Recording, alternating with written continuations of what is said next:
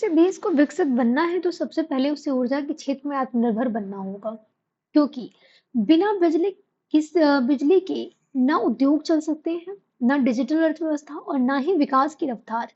लेकिन सवाल ये है कि इतनी बड़ी ऊर्जा परियोजना के लिए पैसा कहाँ से आएगा। ये एक बहुत ही महत्वपूर्ण आर्थिक और ऊर्जा के क्षेत्र का विषय है, जिसमें एनटीपीसी के बोर्ड ने 12,000 करोड़ जुटाने के लिए नॉन कन्वर्टिबल डिवेंचर्स यानी कि एनसीडी जारी करने की को मंजूरी दी है। यह फैसला केवल फंड जुटाने का नहीं, बल्कि भारत की ऊर्जा सुरक्षा, हरित ऊर्जा और भविष्य की विकास रणनीति से जुड़ा हुआ है।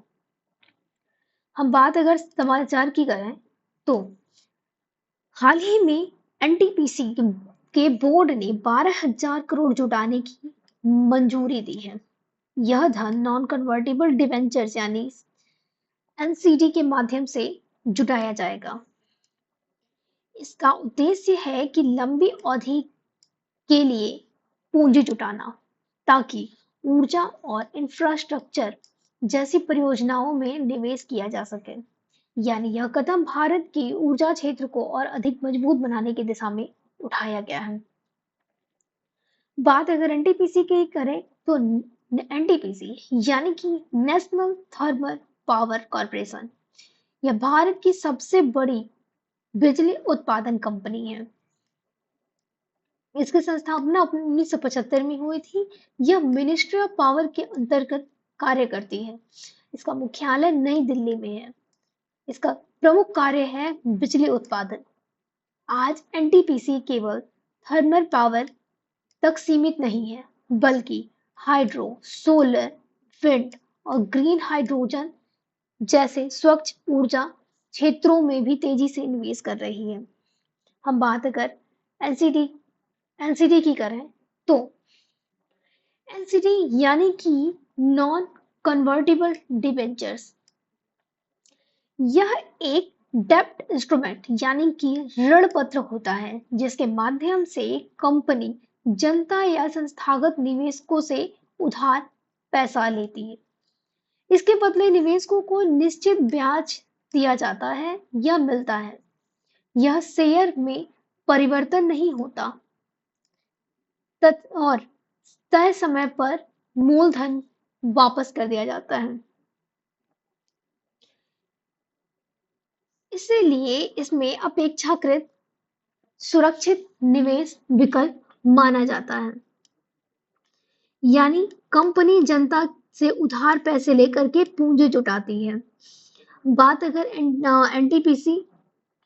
करें कि एनटीपीसी एनसीडी क्यों ले रही है और एनटीपीसी को इतनी बड़ी राशि की आवश्यकता क्यों है, तो इसका उद्देश्य है कि नई बिजली परियोजनाओं का विकास करना, रिन्यूएबल एनर्जी का विस्तार करना, ग्रीन हाइड्रोजन मिशन को आगे बढ़ाना और पुराने ऋण को पुनर्वृत्ति यानी रिफाइनेंसिंग करना और कम लागत पर पूंजी जुटा करके भविष्य की परियोजनाओं को गति देना है। भारत के लिए महत्व के बारे में बात करें तो यह निर्णय भारत के लिए कई दृष्टि से महत्वपूर्ण है, जैसे कि इससे देश वो ऊर्जा उत्पादन क्षमता बढ़ेगी, स्वच्छ ऊर्जा को बढ़ावा मिलेगा, रोजगार सृजन यानी रोजगार के नए अवसर पैदा होंगे, बिजली आपूर्ति मजबूत होगी, ऊर्जा सुरक्षा बेहतर होगी और भारत के नेट जीरो एमिशन लक्ष्य को भी सहायता मिलेगा। निवेशकों के लिए महत्व के बारे में बात करें तो एनसीडी में निवेश करने वाले लोगों को निश्चित ब्याज मिलता है।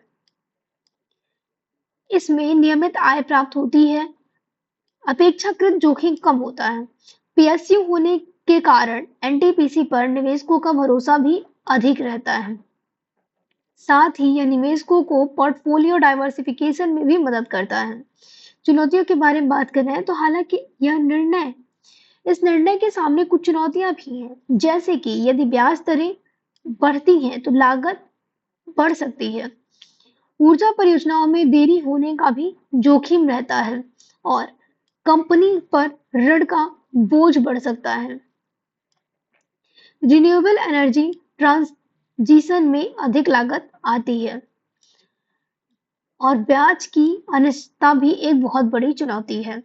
अगर हम समाधान के बारे में बात करें तो सबसे पहले जुटाई गई पूंजी का पारदर्शी होना जरूरी है।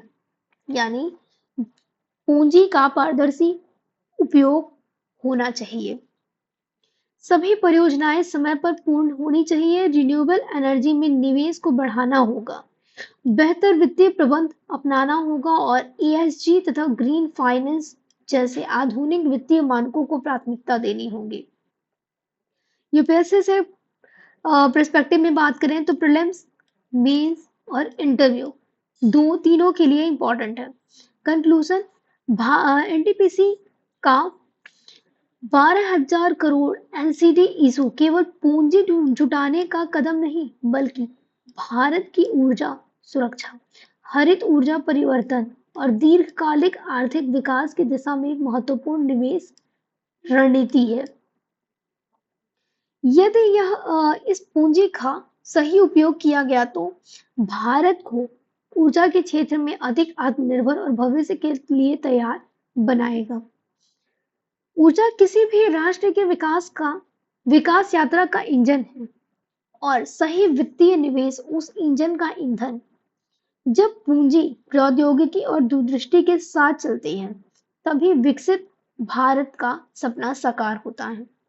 धन्यवाद।